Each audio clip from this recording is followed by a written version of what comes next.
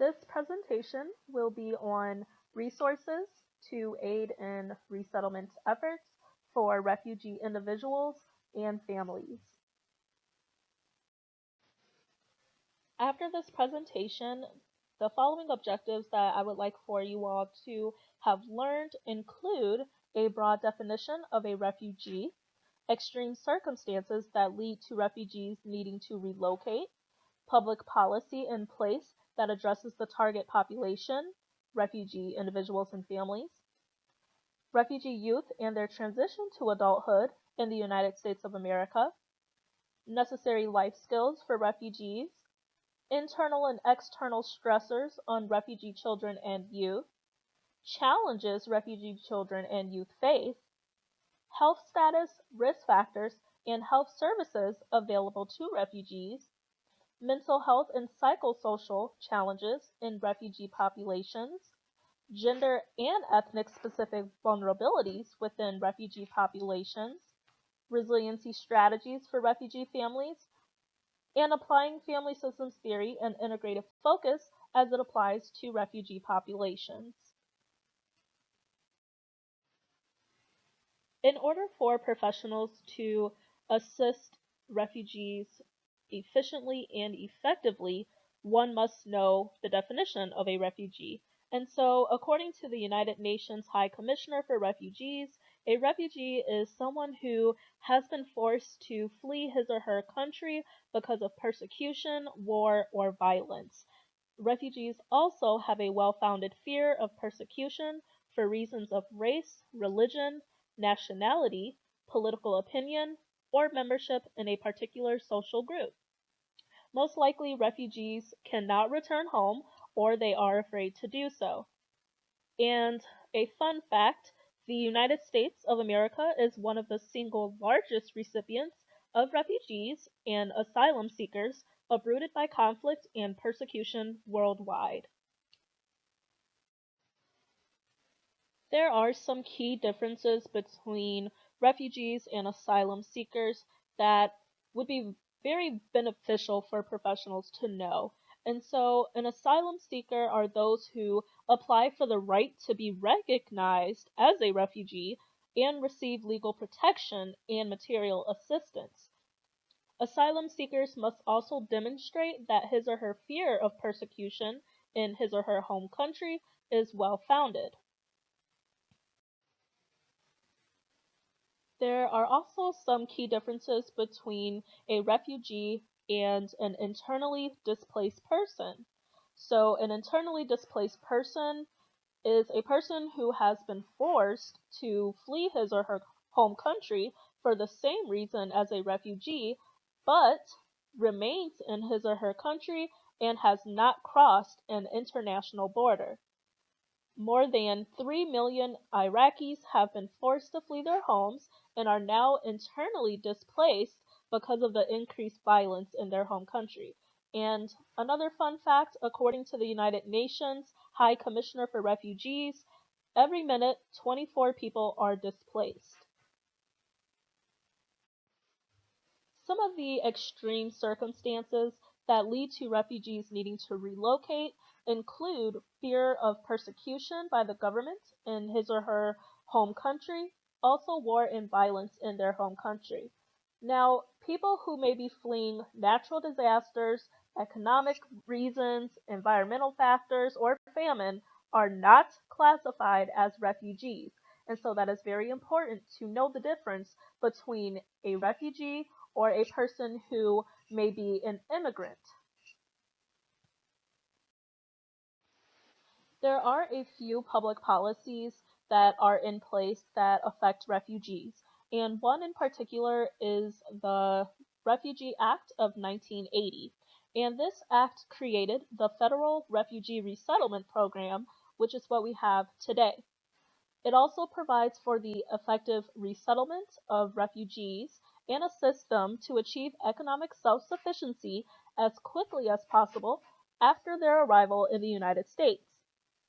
Another act is the Foreign Relations Authorization Act, and this act makes available sufficient resources for employment training and placement in order to achieve economic self-sufficiency among refugees as quickly as possible.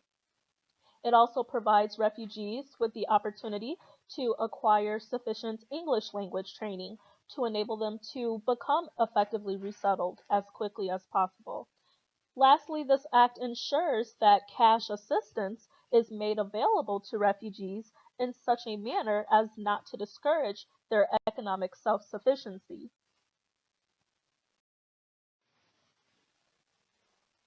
The Immigration and Nationality Act, specifically Section 301, Title III, is a part of the executive order that President Trump signed back in January. And this order was a travel ban which restricts immigration from 7 Muslim countries.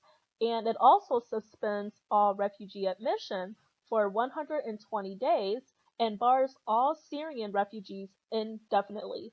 And some of those countries include Iran, Iraq, Syria, Somalia, Sudan, Libya, and Yemen. How has the immigration executive order, have you heard about that with President Trump and the travel ban? And so, how has that affected you or family or just people that you know? And if it has affected you, in what ways? The only way that it has affected me is that I'm not able to travel right now. That's the only way that it's really affected me. It hasn't really affected my family because everybody in my family is a citizen, so they're allowed to travel back and forth.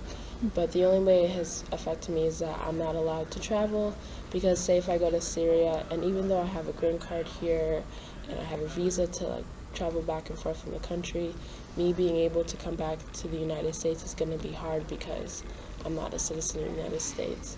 So that's the only way it has really affected me. I It's affected a lot of people that I know. I know one of my friends is Muslim, and I know her family went out of the country, and one of the Muslim countries that were banned, and her family had to rush here to come back before the ban was actually finalized and stuff. So it's kind of sad seeing it because the president that we have now is not really educated in anything about immigration. It's a really, really sad thing. I think people want to solve this immigration problem that we have in our country, but you can't solve it unless you actually go and educate yourself about it and actually talk about it to the immigrants themselves. Right, right. All right. And how has the immigration executive order affected you or people you know? And if so, in what ways? Uh, well, affected me. I mean, personally, right. I'm not planning on, leaving the states anytime soon right now. But I mean, family members back home who were, planning on traveling, or even my parents who have been talking about going back to Rwanda. I mean, I know that my country's not part of that ban, but that you know type of order in place definitely affects how you look at, traveling and also being profiled, even if you're not from there. That's something that you kind of have to be always cautious about. So right now, my parents have been talking about, oh, well, what if, this ban, extends, Trump finds another way to, well, this country, we're going to ban it for this reason, whatever. But it's just being more aware that, okay, you might need to, kind of lay low for some time before you do decide to travel. But I mean, also friends that I have that, are Muslim or are from any of the countries that were, named. I mean, they were greatly affected because they're always constantly going back and forth, visiting family members or family members coming here to visit. So that's something that has affected my friends. And yeah, that's really the only effects I can, think of. All right. Well, Mhm. thank The SAFE Act was an act that was proposed by the House of Representatives, and although it was not passed by the Senate, it has similarities between President Trump's executive order. And the SAFE Act was a bill that would create a bureaucratic review process that would effectively shut down resettlement of refugees from Syria and Iraq. And so this is similar to what President Trump's executive order does.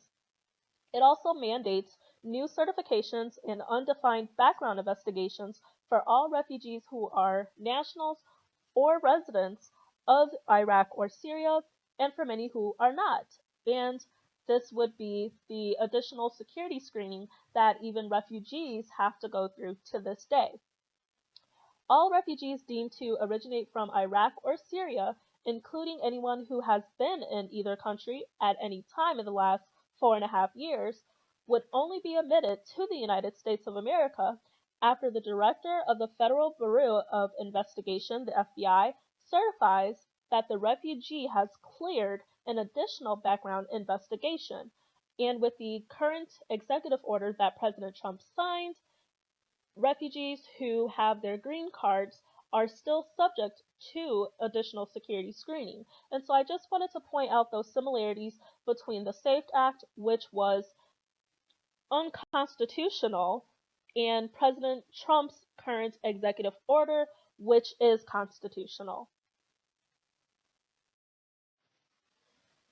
To sum up public policy, just some information to keep in mind what does not work when migration is of concern. And when migration is treated as a one-time exceptional event, the resulting policies tend to be strategies of short-sighted exclusion and deterrence. Fences and walls, large-scale and expedited deportations, as well as attempts at deterrence through detention and incarceration and other legal proceedings, as well as denial of services, are all contemporary examples of normative enforcement responses. None of these efforts address the long-standing dynamics that compromise safety and produce migration. Moving along, refugee youth and their transition to adulthood in the United States of America. And one process that refugee youth may undergo, well, more than likely will undergo, is acculturation. And this is the process of cultural and psychological change that follows intercultural contact. And this is not a process that simply happens overnight, but a process that takes place over time. A refugee youth may experience cultural changes, including alterations in a group's customs and in their economic and political life. Psychological changes include alterations in an individual's attitudes toward the acculturation process, their cultural identities, and their social behaviors in relation to the groups in contact. The eventual adaptations also have core psychological features, including a person's well-being and their social skills that are needed to function in their culturally complex daily world. Thank you for that. And I know you talked a little bit about when you moved to the US, and how your mother had to stay back and then you were adopted by your uncle. And so, how has each family member's roles been affected in moving to the USA? And then currently, what is your role within your family? Um, my uncle, his English isn't like the best English.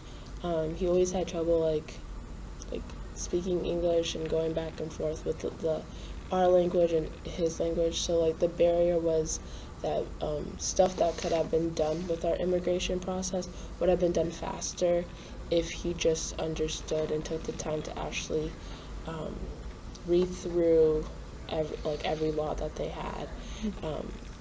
And my role right now is that I'm in the process of getting my green card. So basically, I have to do it alone, kind of, because of his English barrier and stuff. And it's taken me 15 years to get this because of his English barrier, and everybody in my family, like, they didn't understand that, like, what immigration law was, and they didn't, like, take the time to, like, research what like, benefits that we have. So English barrier and not doing enough research has affected my progress of trying to get a green card.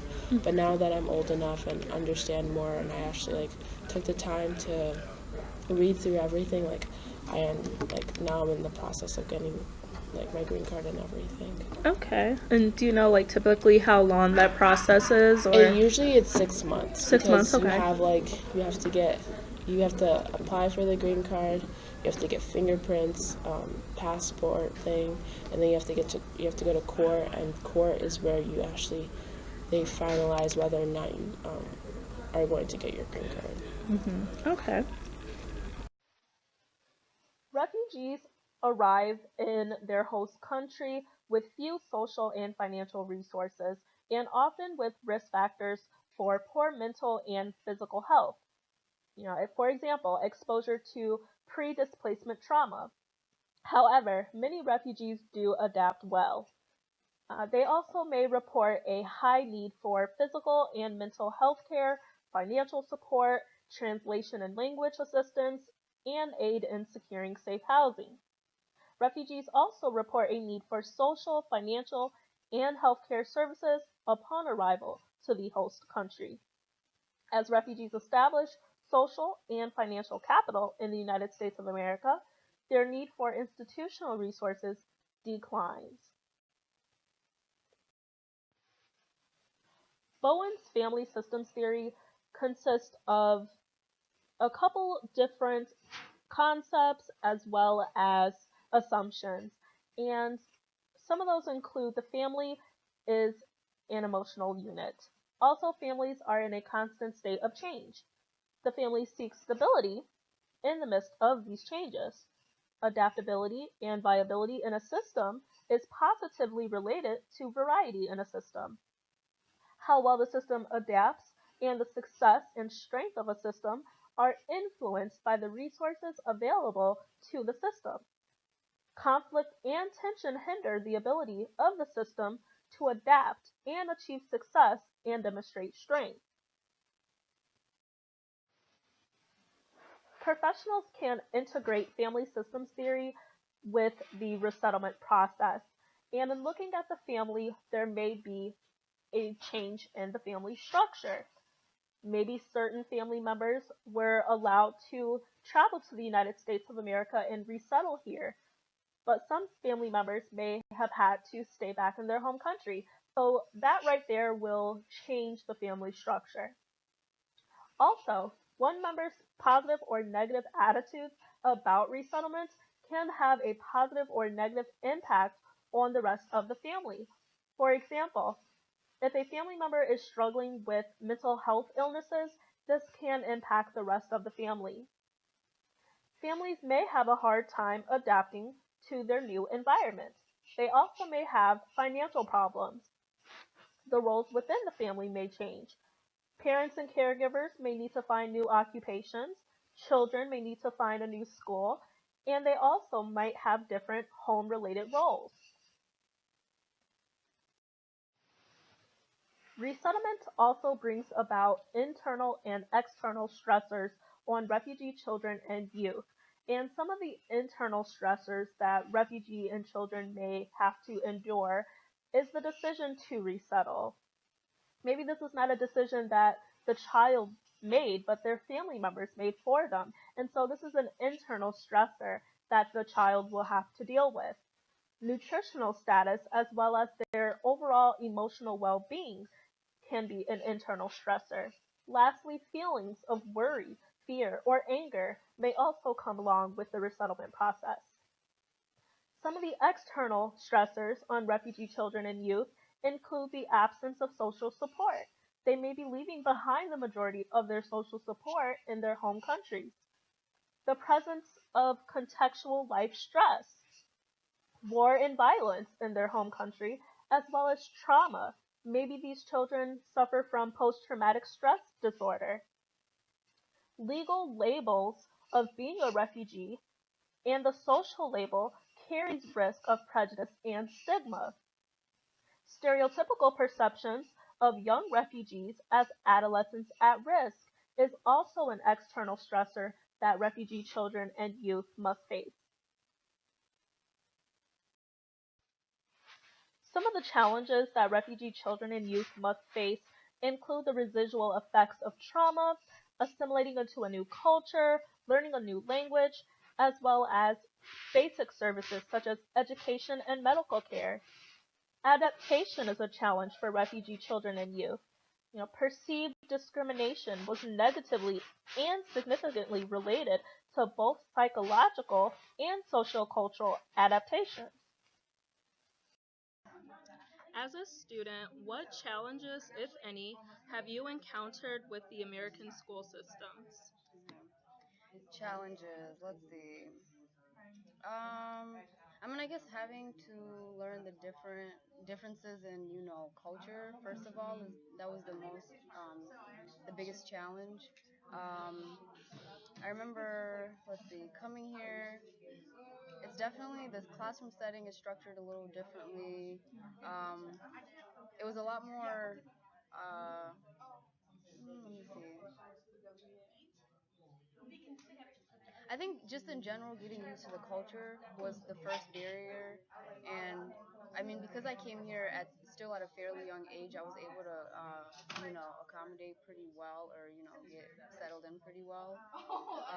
But yeah, I think mostly was the culture shock, and the classroom setting, and having to get used to the differences in teaching style and things like that, and of course students, Right. different types of interactions and things like that. So I think that was the most barrier I can think of. Yeah.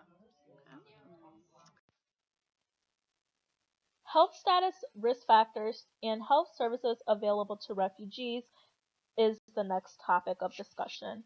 And refugee children may originate from countries with a prevalence of both undernutrition and overnutrition. Refugees arrive in the United States from countries with a high burden of undernutrition and infectious disease and poverty.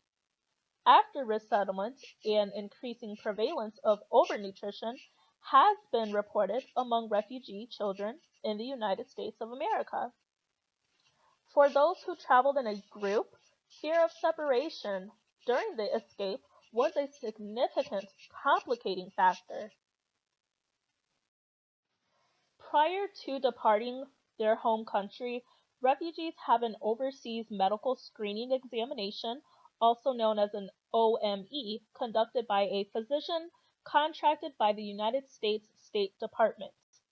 After arrival in the United States of America, the refugees undergo a domestic medical screening examination, also known as a DME, at their local public health department or in a primary care clinic contracted by the State Department of Health.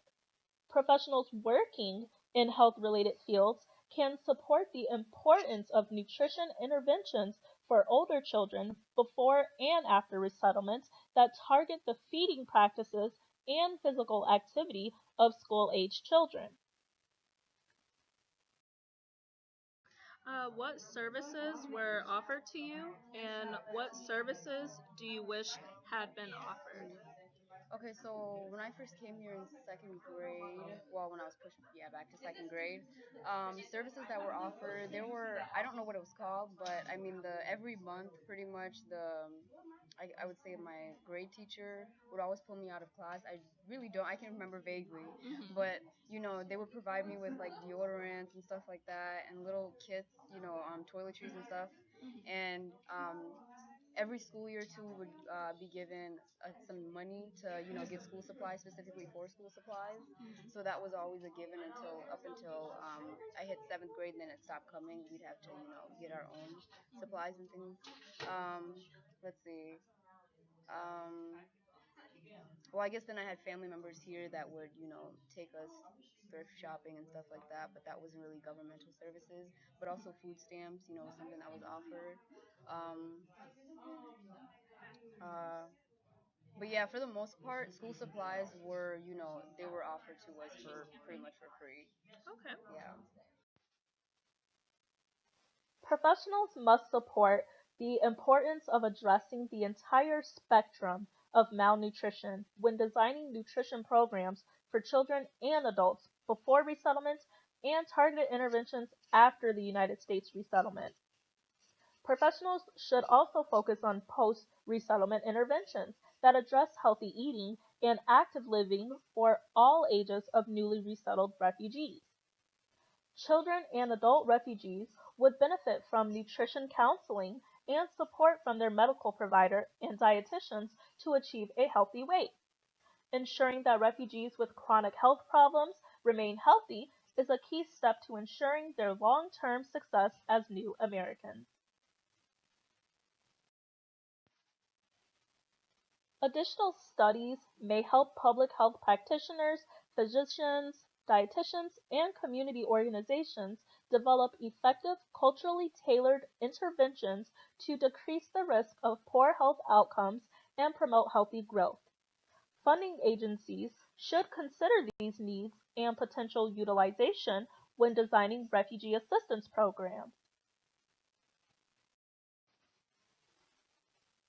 Most African refugees are from war-torn, natural disaster-affected, ethnic, religious, and political conflict-ridden countries. It is not uncommon that African refugees are usually symptomatic of traumatic experiences such as post-traumatic stress disorder or PTSD, anxiety, and depression. So those are just some of the mental health and psychosocial challenges in the African refugee population. Gender and ethnic specific vulnerabilities within refugee populations are a possible source of variation in the ways refugees acculturate and adapt. Boys have higher scores for psychological adaptation and lower scores for sociocultural adaptation than girls. African refugees are 4 times more likely to have an incidence of post-traumatic stress disorder than other refugee groups. Professionals that want to work with refugee populations must understand resiliency strategies that can help strengthen the family, and religious activities and membership of religious congregations show marked improvements in overcoming traumatic experiences among African refugees. Personalized religious undertakings empowered African refugees to effectively address traumatic reminiscences and acculturation stressors in the United States of America. Textile and design professionals can teach families about clothing trends in the USA and about affordable clothing, also where to shop at for affordable clothing. Hospitality professionals can help families find affordable housing, and they can also host families or provide host families for refugees. Professionals working in consumer studies can provide families and children with budgeting and money management training. They can also help families learn the new monetary system here in the United States of America. Family services professionals can help refugees cope with loss and past traumatic experiences by being culturally competent and by having a religiously sensitive knowledge base for working with the African refugee population. Partnerships between social service providers and African immigrant clergies also bridges the cultural and language divide and fosters trust and cooperation. Professionals working in family services can benefit from partnerships which can help improve the understanding of the importance of religion for African refugees and facilitates education that integrates culturally competent and spiritually sensitive therapeutic interventions. Healthcare educators and providers should integrate religiously sensitive and culturally competent content in the educational and professional training of future healthcare professionals who may become involved in professional intervention or contact with not only African refugees, but refugees from other ethnic backgrounds. Like last minute thoughts that you would like to share, or just even more information on immigration? I know that that's something that you want to do in the future, so did you have anything else to add? My last thought is that if you don't know anything about immigration or you're curious or something, like, don't be afraid to ask people who are going through the process, because it's better for you to ask than just to quickly assume about it. And then also be really understanding. I know A lot of people that I've ran into and a lot of my friends always say, I don't understand why you've been here in the United States for 15 years, but you're still not a citizen of the United States. Like, that just doesn't make sense. And I just have to, like, keep repeating to them, like, sometimes people forget the country that they live in, and that this country takes their time with everything, and they don't like to, like, rush into things. So, like, the more you educate about yourself about immigration, the better understanding you will understand. Immigration is a really long process. I know there's some people who've been here for 50 years and they just got their citizenship. So the more people educate themselves about immigration, the better. And I don't like this immigration thing could be solved just if people educate themselves. Exactly. All right. Well, thank you for your time. You're welcome. Thank you for having me. Yeah. The last 4 slides are my reference slides, and I hope that you all learned something new and that you took something away from this project that you'll be able to use in your professional lives. Thank you so much for listening to this presentation.